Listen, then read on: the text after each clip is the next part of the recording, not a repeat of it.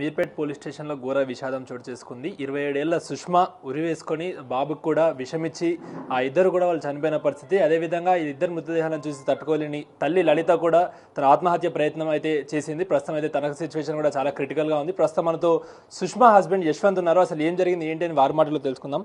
Sir చెప్పండి, అసలు వీరు ఏ సమయానికి ఈ సంఘటన జరిగింది, మీకు ఎలా తెలిసింది? నేను మార్నింగ్ 11కి కూకట్పల్లికి వెళ్ళానండి. నేను మళ్ళీ వచ్చేవరకు 8 అయింది. 8 వచ్చేవరకు ఫోన్ చేసిన ఒక 20 సుష్మకు ఒక 20 టైమ్స్ చేసిన, మా అత్తమ్మకు ఒక 20 టైమ్స్ చేసిన, ఎత్తలేదు. ఎత్తపోతే నేను బాబుకి జ్వరం వస్తుంది, 2 డేస్ నుంచి కంటిన్యూస్ జ్వరం వస్తే అంకులలో మేము ఓపీ తీసుకుంటే ఆమె విజిట్ రమ్మన్నది. ఈరోజు అక్కడికి వెళ్ళారనుకొని నేను చెక్ చేసిన, బయట లాక్ లేదు. అయితే డోర్ టచ్ చేసిన, కొట్టిన, ఎత్తలేదు. కిందికి వెళ్ళిన, వాచ్మెన్ అడిగిన, వాచ్మెన్ అగిట్ట అన్నది బయటికి వెళ్ళొచ్చు సరే అన్నది. మళ్ళీ పైకి వచ్చి కింద మా పని మనిషి 4కి ఒకసారి వస్తుంది, మార్నింగ్ ఒకసారి వస్తుంది. 4కి నేను పోయేవారికి ఏందమ్మా నువ్వు మేడం డోర్ తెచ్చిందంటే, సార్ మార్నింగ్ 3 గంటలకు 3 సార్లు వచ్చినా తీయలేదన్నారు. తీయలేదన్న వరకు నాకు చెమటలు పట్టినాయి. ఆ డోర్ కొట్టిన, అన్ని తన్నిన. ఆ వాచ్మెన్ వచ్చింది, అందరు వచ్చారు, ఎదురుగింట వాళ్ళు వచ్చారు. అది ఓపెన్ అయ్యింది. డోర్ తీసే వరకు ఎవరు లేరు, అమ్మాయి ఎవరు లేరు అనుకున్నా. కానీ మళ్ళీ ఫోన్ చేసి ఎత్తట్లేరు, సైలెంట్గా ఉంది. ఇట్లా చూడంగానే పైన నట్లు పెట్టిన అనిపించింది. డెఫినెట్గా లోపల ఉండే ఛాన్సెస్ అని ఇది ఇరగొడతామంటే రాలేదు. అది ఇట్లా ఇరగొట్టగానే మొత్తం అది కొంచెం పెచ్చి ఉంటుంది, మొత్తం ఊసి వచ్చి అది కింద మన అదిగిట ఊడిపోయింది. పక్కన అమ్మాయి అందరూ ఉన్నారు. నువ్వు దూక నాకు ఇది దెబ్బ తాకుతుంది అంటే నేను దూకేసి ఓపెన్ చేసేవరకే నల్లటి లైట్ వేయలేదు. అప్పటికే నాకు గాలి వచ్చింది. లోపల లైట్ వేయంగానే అయిపోయింది. నేను ఎమ్మటే వచ్చి డోర్ తీసిన, వాచ్మెన్ పైనుంచి అందరు మొత్తుకున్నారు. పైనుంచి అందరు వచ్చారు. వాళ్ళు నేను ఆ మూలకు కూర్చున్న 108 వాళ్ళే పక్కన అపార్ట్మెంట్ వాళ్ళ మా అత్తమ్మ ఊపిరి పీల్చుకుంటుందని తీసుకొని పోయారు. 108 వచ్చి పోలీసు వాళ్ళు వచ్చారు. అంత మొత్తం ఎవిడెన్సెస్ అన్నీ తీసుకెళ్లారు. నేను ఎందుకు ఏం జరిగింది? తను సూసైడ్ చేసుకునేంత వరకు ఏం జరిగింది? అసలు సూసైడ్ కాదండి, అది జనరల్గా ఏమైందంటే మొన్న నైటు నేను మా ఆవిడ నడుచుకుంటూ వెళ్ళి కూరగాయలు తెచ్చా, కూరగాయలు ఆడబెట్టినాం. తర్వాత మాటల్లో మాట మా అబ్బాయి బర్త్డే ఫిక్స్ అయింది. ఫంక్షన్ హాల్ రిసార్ట్ బుక్ చేసినాం, కెమెరాలు అన్నీ బుక్ చేసినాం, డ్రెస్సులు కొని ఇచ్చిన, మా అబ్బాయికి సూట్ గిట్ట కొట్టించిన, జూబ్లీ హిల్స్కి వెళ్ళి అన్నీ చేసినాం. అయితే ఆడ చీరలు ఉన్నాయి, మా నాయనమ్మ మా అమ్మమ్మలకు కొన్నాం. ఫోన్ చేసి చెప్పినావా అని అంటే, నువ్వు చెప్పొచ్చు కదా అండి అన్నది. నేనే కాదు, నువ్వే చెప్తా అన్నావు కదా అంటే, ఎందుకు చెప్పలేదు అంటే, నేను చెప్తాను లేదు కదా అంటే, నువ్వు అబద్ధాలు ఆడుతున్నావు కదా అన్నావు అని ఇద్దరు ఆ మాట అనుకున్నా. వాళ్ళ అమ్మ వాళ్ళిద్దరు అల్లబడుకుంటారు. బాబు మధ్యలో లేస్తాడు ఫీడింగ్ కోసం అని అల్లబడుకుంటారు. వాళ్ళు ఇంకెప్పుడు డిస్కషన్ పెడతారు. తెల్లారి నేను పడుకున్నా, నా రూమ్లో నేను పడుకున్నా. నేను లేచే వరకే వాళ్ళు కొంచెం లేట్గా చేస్తారు. నేను బయటికి వెళ్ళేసి వచ్చే వరకు అమ్మ వంట చేసింది, టిఫిన్ చేసింది, ఈమె బేబీని ఆడిస్తుంది. నేను రెడీ అయిపోయి నాతో నేను చిన్న ఎన్విరాన్మెంట్ డిస్టర్బెన్స్ వల్ల మాట్లాడట్లేదు. అయితే నేను ఏమనుకున్నా అంటే, వీళ్ళు తల్లి బిడ్డలు ఎప్పుడు చిన్నప్పటి నుంచి వేరికి నా కాడగిட்ட 3 సంవత్సరాల నుంచి ఉన్నారు. వీళ్ళతోటి నేను లేనప్పుడు ఇంకెక్కువ అటాచ్మెంట్గా మాట్లాడుకొని తర్వాత సెట్ రైట్ అవుతాడని ఆ ఉద్దేశం. సుష్మా వాళ్ళ తల్లి లలిత కూడా ఇక్కడే ఉంటుంది. 3 సంవత్సరాల నుంచి ఇక్కడ మ్యారేజ్ అయిన కాడి నుంచి మేము ఉంటుంది. వీళ్ళు చేసిన అలిగేషన్స్ ఎందుకంటే నన్ను బ్యాడ్ చేయాలని. ఇన్ని రోజులు ఒక్క మొన్ననే మా ఇంటికి వచ్చారు, కెమెరాలు ఉన్నాయి, అన్నీ ఉన్నాయి. ఇప్పుడు ఏదేదో చెప్తున్నారు, వాళ్ళు విఘ్నతకే వదిలేస్తున్నారు. అలా అయిపోయింది. నాతోటి ఉన్నారు. వాళ్ళ మధ్య నేను వెళ్ళిపోయిన తర్వాత డిస్కస్ ఏం జరిగిందో నాకైతే తెలియదు. ఆ సుష్మా అయితే ఆ అమ్మాయి సూసైడ్ చేసుకునే మెంటాలిటీ కాదు, కానీ వాళ్ళ అమ్మ ఏది చెప్తే అది రైట్. నాకన్నా వాళ్ళ అమ్మ వాల్యూ. ఎందుకంటే నాకు చెప్పింది, నువ్వు అన్న మొన్న వచ్చినా నా అమ్మ చిన్నప్పటి నుంచి ఎవరు వీళ్ళు వీళ్ళ పేరుకే పట్టించుకున్నారు. మానసికంగా వాళ్ళు చాలా కుంగరి తీసారు. వాళ్ళు నాకు చెప్పుకునేది వైఫ్గా.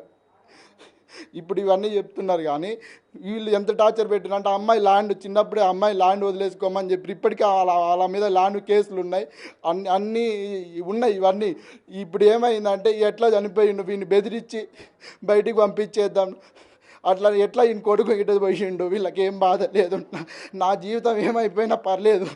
అంటే సుష్మా వాళ్ళ బంధువులు కూడా ఏమంటున్నారు అని అంటే, మమ్మల్ని వాళ్ళ ఫ్యామిలీతో ఎప్పుడు కలవనిచ్చేవారు కాదు, మా అమ్మాయికి చాలా ఆస్తి కూడా ఉంది, ఎప్పుడు కలవనిచ్చేవారు కాదు, ఎప్పుడు వేధించేవాడు అంటూ కూడా చెప్తున్నారు. ఇందాక మాట్లాడుతూ కూడా ఏమంటారు దానికి? నా ఫోన్ ఉంటుంది, ఆమె ఫోన్ ఉంటుంది, మా మెసేజ్లు, మా ఇన్స్టా ఎక్స్చేంజ్లు ఇవన్నీ చూస్తే అర్థమైపోతుంది కదండి. మా అపార్ట్మెంట్లో అడగండి ఎప్పుడన్నా, మా అపార్ట్మెంట్ కాదండి, మా గల్లీలో ఈ కాలనీ గల్లీలో మేము ఎప్పుడు తిరుగుతూనే ఉంటాం, రోజు వాకింగ్ చేసుకుంటాం, మాట్లాడుకుంటూనే ఉంటాం. ఇంత అడగండి ఎవరైనా మా అపార్ట్మెంట్ పైన ఎన్నడన్నా మా మీద ఒక్క రిమార్క్ లేదు. వీళ్ళు ఎన్నడు వస్తారు, మొన్ననే వచ్చిర్రు, అన్నీ కలిసిపోయారు. నేను వాళ్ళని వస్తే మాట్లాడతా, అంతేగాని వాళ్ళు పోతుంటే మా అత్తమ్మ ఎప్పుడు పోతూనే ఉంటుంది వాళ్ళ ఇంటికి, సుష్మా పోతూనే ఉంటుంది. నేను రిస్ట్రిక్షనే చేయను. వాళ్ళు ఎందుకు అలా చెప్తారు నాకైతే నిజంగా. వాళ్ళు ఇప్పుడు ఒక మెంటాలిటీకి వచ్చిరండి, వీడొక్కడు ఇప్పుడు ఆ జనరల్గా ఏమవుతుంది అంటే సూసైడ్ కాగానే. ఎందుకు, ఏం రీజన్ అంటే మిమ్మల్ని కార్నర్ చేయడానికి వాళ్ళకి అంతే రీజన్స్ ఏమున్నాయి? మా అత్తమ్మకి ఒకతే అమ్మాయి, నాకు ఒకడే కొడుకు, నేను హస్బెండ్ అయిపోయినా, ఇప్పుడు వాళ్ళు ముగ్గురు చనిపోయారు. నేను పోయినా అనుకో వాళ్ళకి ఇంకా వీళ్ళకి ఏ ప్రాబ్లం లేదు. అందుకే వీడిని కార్నర్ చేసి భయపెట్టి పంపిద్దామని చూస్తున్నారు. నా కొడుకు 10 నెలల కొడుకు నేను ఇంత ముంచుకుంటే చంపిరండి. నేను ఇంక ఎట్లా ఏమని చెప్పుకోవాలి? వాళ్ళ ఈ మూడ్లు ఉంటే నాకు ఇప్పటికి 2 రోజులు అయింది పోస్ట్ మార్టంకి అంగీకరిస్తలేను, మా బాడీని తీసుకురాకపోతే. నా కొడుకు నా భార్య నా ఇంటికాడ కాకపోతే ఎక్కడ కాల్చుకుంటా అండి?